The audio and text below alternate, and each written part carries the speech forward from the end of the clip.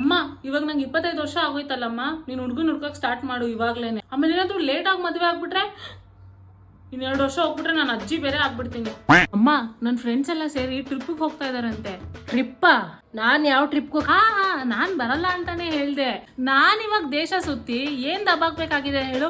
ಮದುವೆ ಆದ್ಮೇಲೆ ನನ್ ಗಂಡನ ಜೊತೆನೇ ಟ್ರಿಪ್ಗೆ ಹೋಗಿ. ಬಿಂದು, ಸಂಡೇ ನಮ್ ರಿಲೇಟಿವ್ ಮನೇಲಿ ಫಂಕ್ಷನ್ ಐತೆ, ನೆನ್ಪಾಯ್ತೆ ತಾನೆ? ಹಾ ನಂಗೆ ನೆನಪಿದೆ ಅಮ್ಮ. ರಿಲೇಟಿವ್ಸ್ ಮನೆಗೆ ನಾವು ಸಂಡೇ ಫಂಕ್ಷನ್ಗೆ ಹೋಗ್ಲೇಬೇಕು. ಅವ್ರು ಎಷ್ಟೇ ಅವ್ರ ಮಕ್ಳ ಜೊತೆ ನಮ್ಮನ್ನ ಕಂಪೇರ್ ಮಾಡಿ ನಾವು ದಡ್ರು ಅಂತ ಹೇಳಿದ್ರು ನಾವು ಆ ರಿಲೇಟಿವ್ಸ್ ಫಂಕ್ಷನ್ಗೆ ಹೋಗ್ಲೇಬೇಕು. ಹೋಗಿಲ್ಲ ಅಂತಂದ್ರೆ ನಮ್ಗೆ ಊಟ, ನೀರು, ಬಟ್ಟೆ ಎಲ್ಲ ಹೆಂಗ್ ಸಿಗಕ್ ಸಾಧ್ಯ? ನಿಂಗೆ ಕೆಲ್ಸ ಅಂತ ತಿರುಗ್ತಾ ಇರ್ತೀಯೋ ಇಲ್ಲ ಒಂದ್ ಸ್ವಲ್ಪ ಅಡಿಗೆ ಮಾಡೋದನ್ನು ಕಲಿತೀಯೋ?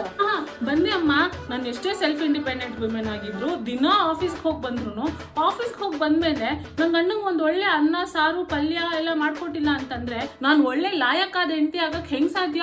ಇವಾಗ್ಲೇ ನಂಗೆಲ್ಲ ಅಡಿಗೆ ಹೇಳ್ಕೊಟ್ಬಿಡು.